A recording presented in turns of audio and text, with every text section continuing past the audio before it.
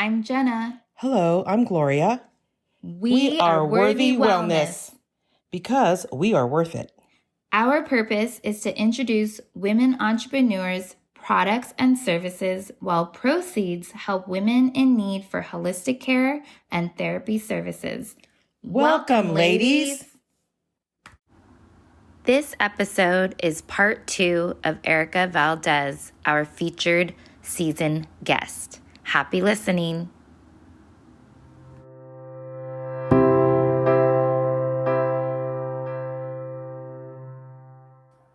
Our first guest, Erica Valdez. She's an amazing mother entrepreneur of 2 children and an incredible businesswoman. She's a realtor, home staging consultant, and a wedding planner. And Gloria is going to have the pleasure to interview her.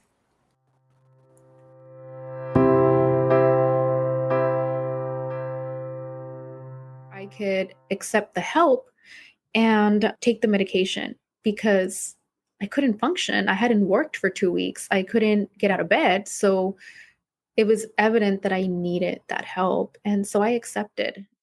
I started to take medication, and that was very challenging because I didn't like the way it made me feel. I wasn't myself. I was numb. I felt like I was just on a cloud. I felt like I had no control over me, and I was just gliding through a day. I agreed to go to therapy, and I'm not proud to say that I wasted my therapist's time for a very long time because I sat on her couch and said nothing to her for months. I refused to speak to her. I refused to open up and share things with her because I didn't believe that, sharing the things that she was asking me to share with her were relevant to my current situation. And I was very wrong because it turns out, it had all to do with why I was, feeling the way that I was feeling. And after months of not wanting to talk to her, I started to give.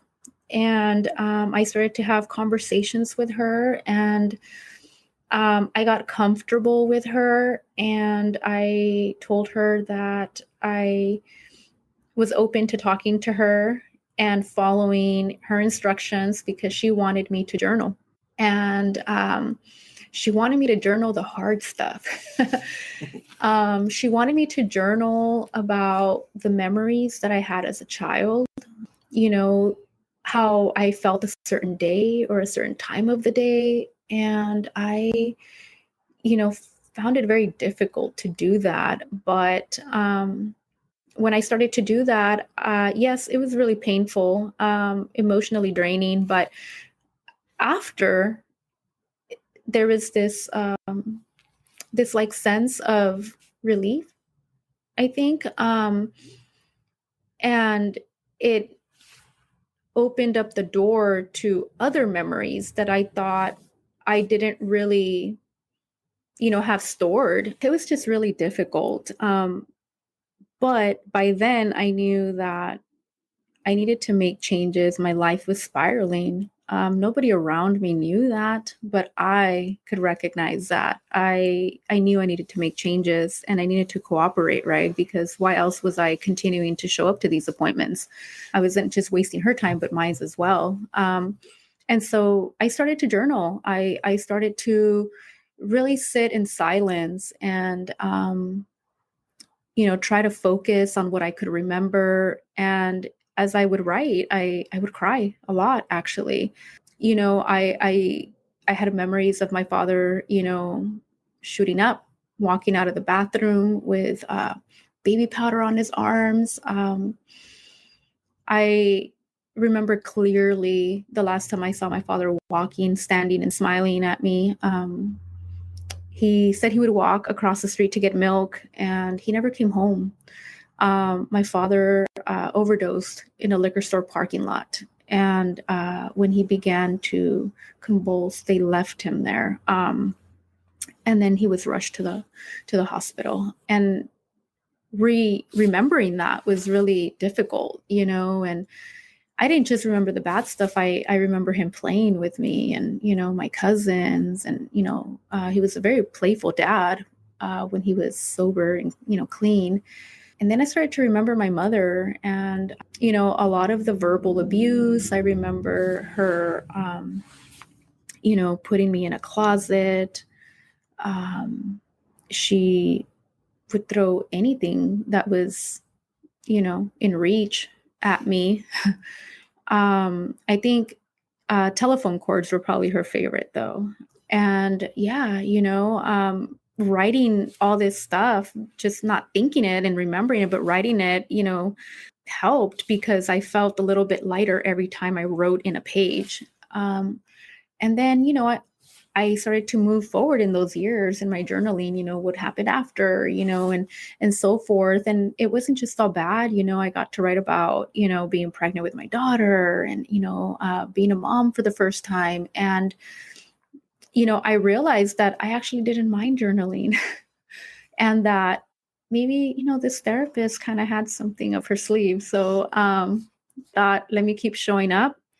And then I told her I wanted to wean myself off of medication because at that point, I felt better. I was done with the bad relationship I was in.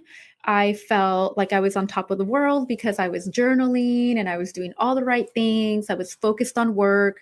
I had already began the process of starting Chic Event Designs. And I was like, I got this. There's nothing that can stand in my way right now. I felt great. And she said, I don't think it's a good idea. And I thought, you're wrong. And I said, help me get off of it or I will do it properly. And she said, okay, but I think you're making a mistake. And I think it's the desire to not be on medication stems from my father's addiction. I didn't want to feel like I was codependent upon a medication to carry on. And so after a year of taking medication, I weaned myself off of the medication properly, and I haven't taken an antidepressant since 2015. Wonderful. That's amazing. That's amazing. And yeah, I mean, I lean on other methods to feel better. Depression is not cured. Anxiety is not cured. I think you live with it and you learn how to cope with it. And I think that what therapy did for me was it allowed me through our conversations, through journaling, to see my life with a much wider perspective, to be able to acknowledge all of those events even as a young child, up until, the current age I was, it allowed me to see things from a wider lens, really. And it allowed me to be accepting of a lot of things. I talked about my ex-husband and how I thought I did nothing wrong. This was his fault. And that's not entirely true. I can sit here today and I can tell you that there was a lot that I too contributed to why we fell apart. His actions, are not okay. What he chose to do is not okay. But we both were young. We were both becoming different people. And no one wanted to talk about the elephant in the room. And we just figured we'd carry on. And so we forgot that aside from being married and being parents, we forgot that we were still a couple. And we forgot that we still needed to make time for one another because our focus was just being parents. And it's so easy to fall into a routine of work and parenting that we forget that, you're still two individuals. Right. And, I contributed to that. I contributed to that. And I made, co-parenting for him completely non-existent because I was so angry, because it was easier to place blame than to accept that, maybe some of my actions made him feel a certain way. And going to therapy made me realize that actually. made me realize that I too make mistakes. I am not perfect, and that things do happen for a reason. There was no way that I was going to turn 40 and still continue on that same path. And so I decided to focus on myself, continue with therapy, continue journaling, make the time to self-care, whatever that was, whether it was to sit in my room in complete silence and truly allow myself to hear my own thoughts and ask myself, Erica, what do you want? What do you want out of life? What do you want out of a partner? What are your dreams? What do you want to accomplish? What do you deserve? Because I forgot what I deserved as a woman, as a mother, as a partner. And if you can accomplish sitting in silence and hear your own thoughts, wow, that's a life changer. I learned to love myself. I learned to understand that, yes, I went through all of those things as a child. I could have been a drug addict. I could have been an alcoholic. I could have been many things because of my upbringing. But I chose not to. I chose to be different because I genuinely believe that there's a better way. And I dedicated myself to doing everything I could at the moment to better myself, be, mentally healthy, physically healthy, and be there for my kids the way they deserve, for me to be there and show up for them. How can I possibly love them if I can't love me? Right. Absolutely. And I'm not ashamed to say I didn't for a long time. I didn't feel like I was worthy of others loving me. And again, it's all those scars, right? That, you kind of accumulate over time, that make you, mentally believe that you're just not worthy of any of these great things that life has to offer. And I felt exactly like that. On the outside, you could never see that. I would smile all the time. I would laugh. No one knew that.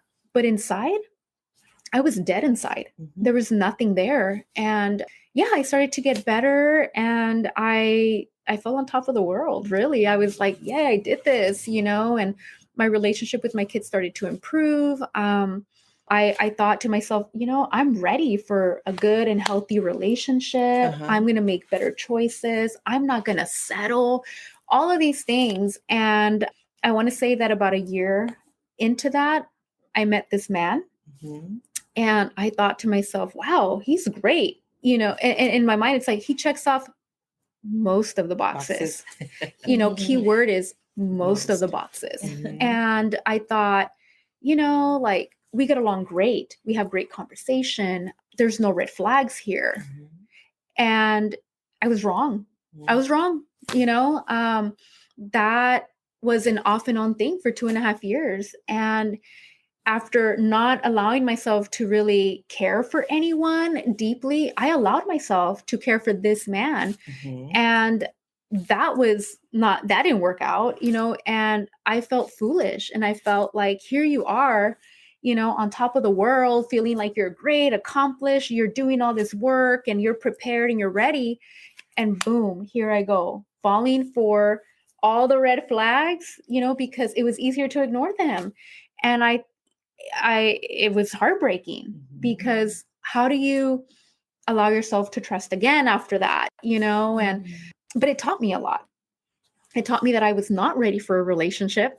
It taught me that I was not 100% confident in what I deserved and should tolerate, and should not tolerate. And it taught me to not ignore the red flags and to value my time, what I bring to the table.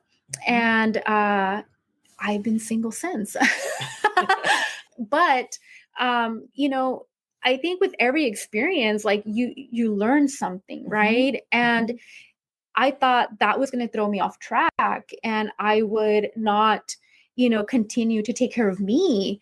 And the difference between the very first heartbreak and this one was that I now had tools that I can incorporate to make myself feel better and understand that, hey, you know what? No one likes endings. Right. But sometimes things have to end and people come into your life for a purpose and they're not necessarily there permanently. Right.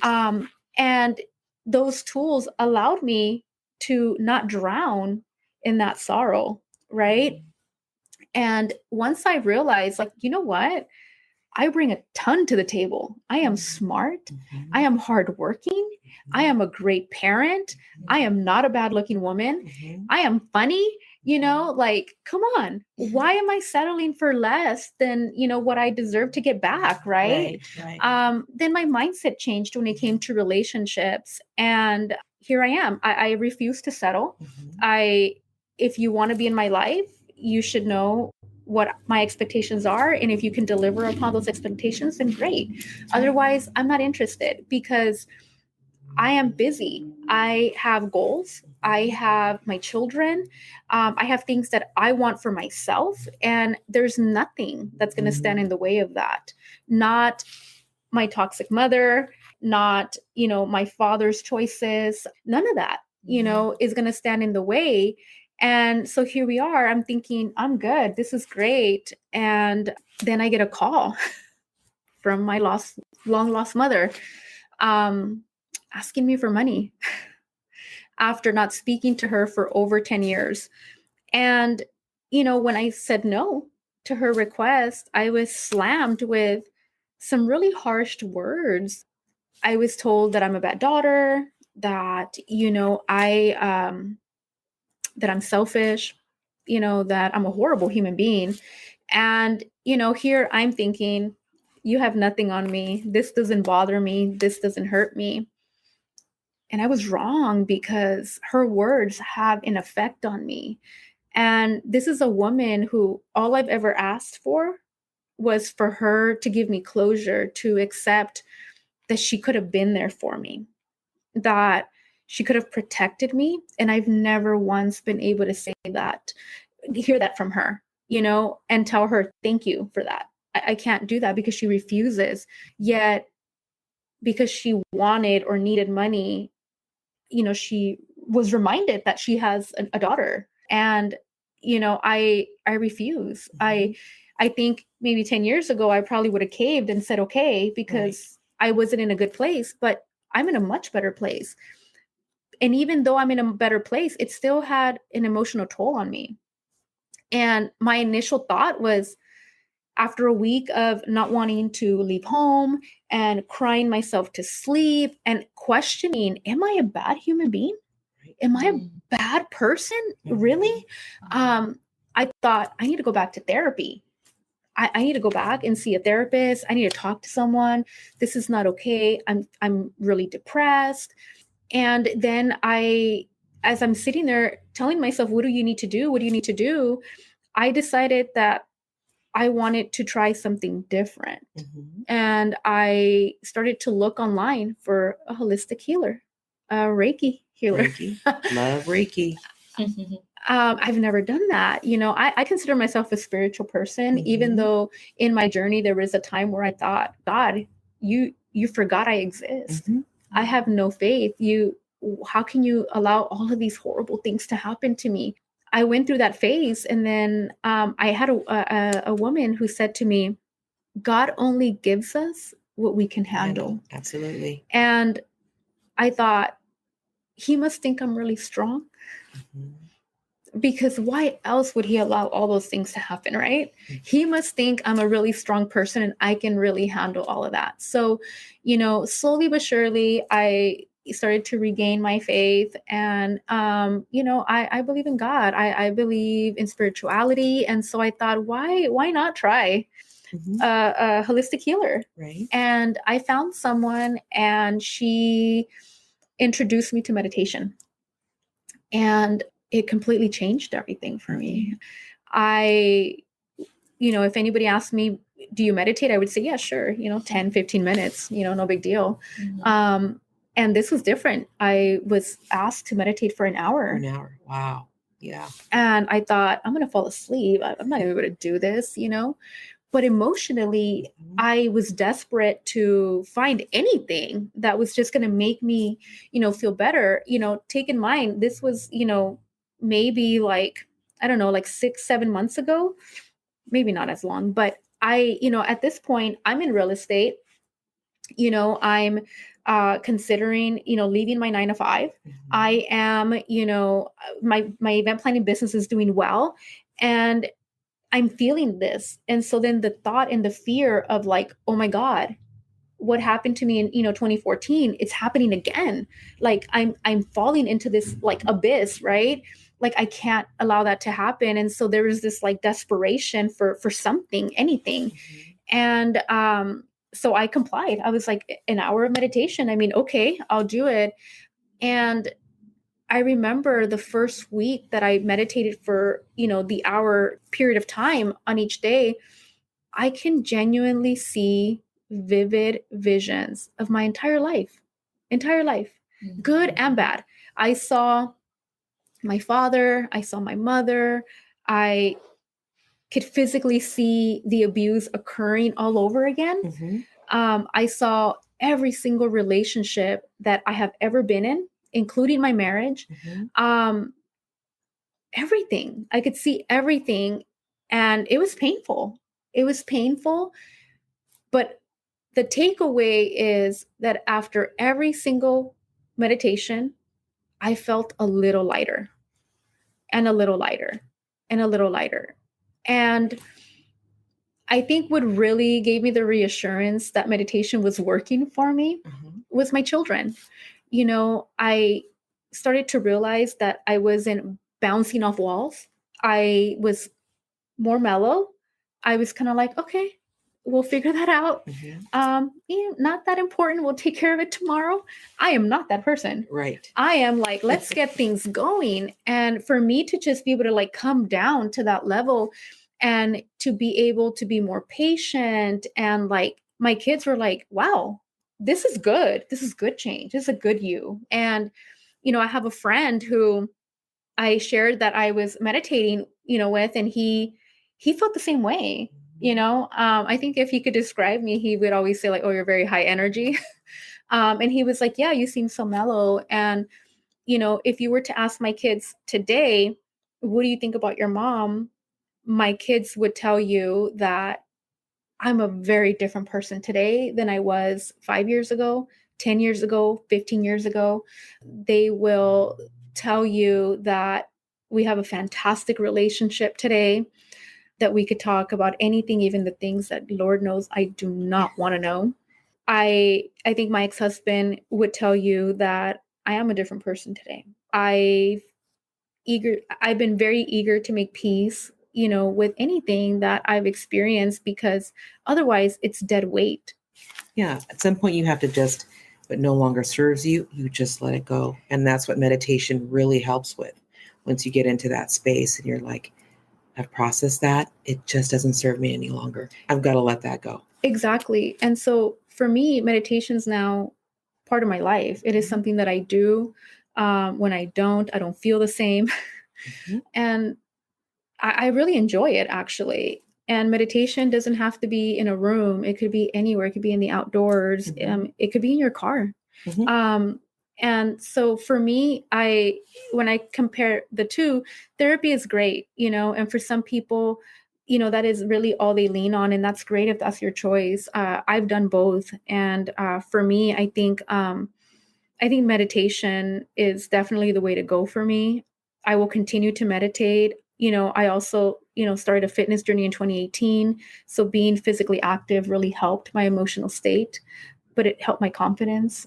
And when you're coming from a place of not really valuing yourself or truthfully and genuinely loving you as who you are, when you're able to find that confidence, it's empowering, and so fitness did that for me. Mhm. But I think that there's many ways, right? To find healing and to figure out what works for you. It's not a, one size fits all, unfortunately. But for me, meditation is a big part of my life. And I, hope to be able to continue to do that. Yeah, no matter what, you're going through. Right. I think, Erica, your story has just been an amazing story. Women that are going to be listening to this are going to resonate with so much from your story, from your challenges that you turned into wisdom, that the fact that you kept getting yourself and pulling yourself up every single time. And from all of that to being an entrepreneur with 3 businesses, raising 2 lovely adults, says an amazing amount of what kind of woman you truly are. And I just want you to just close out with, for all the single women, I mean, all the single moms out there right now listening to you that are listening to you and understanding what you've gone through, or maybe going through the same thing, what advice would you give? Don't give up. I know that it is hard when you're going through it. You feel like you're in this like dark hole and you can't come out of it. But I promise you, don't give up on yourself. Bet on you. You're strong. You can make it happen. It doesn't matter what you've gone through in the past. It doesn't matter how much money you have. It doesn't matter how much education you have. You got to find that drive inside you, because we all have it, and keep pushing forward. If you're a single mom, your children should be your why. And if you focus on the love, the unconditional love that those children will have for you, they will be your why, and they will be your motivation. They will be the reason why you do anything, why you fall and keep getting back up. Surround yourself with like-minded people that are going to see beyond your story, that are going to see your talents, your knowledge, your spirit, and that are going to support it. I'm not self-made. I am self-motivated. I have a lot of people to thank for where I am today. I still have a lot of work to do, on myself. I have a lot of work to do to accomplish the things that I want. And it's not going to be easy, but nothing that's easy is equally as rewarding. So, when you work hard and you keep pushing yourself, and then you can look back and say, wow, I made it, man, that feeling is unbelievable. And you can do it no matter what your story is, no matter how hard your finances are. I promise you, you can do it. Journaling, meditation, walking on the beach, whatever it is, do it.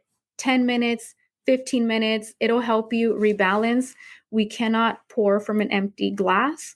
Prioritize you, because at the end of the day, you're your one true love. If you can love yourself, accept you, if you can empower yourself as a person, you will radiate that.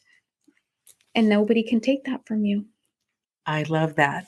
I really love that. I'm going to get emotional, because I always say, when you love yourself, the rest will follow. It's been an honor and a pleasure to have you today, Erica. We're here crying like, but it's been an honor and a pleasure to have Erica here with us. I mean, she is just truly our worthy women warrior. Most definitely. Thank you so much. Thank you, Thank you, ladies. Erica. Thank you. Thank you. Thank you. Thank you, everybody, for listening.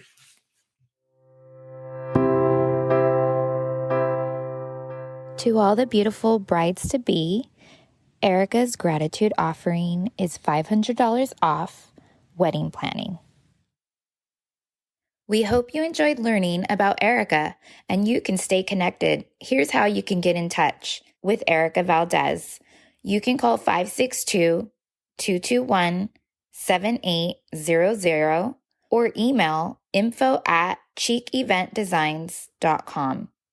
info@CHICEVENTDESIGNS.com. If you're also a woman entrepreneur to support our cause and would like to be considered on this podcast, please reach out to us. We would love to connect. We see you. We want to connect, empower, and inspire others. So please call or text or even fax 949-793-8781. Or our Instagram is Worthy Wellness Inc., like INC. Hope to hear from you, and thank you for listening.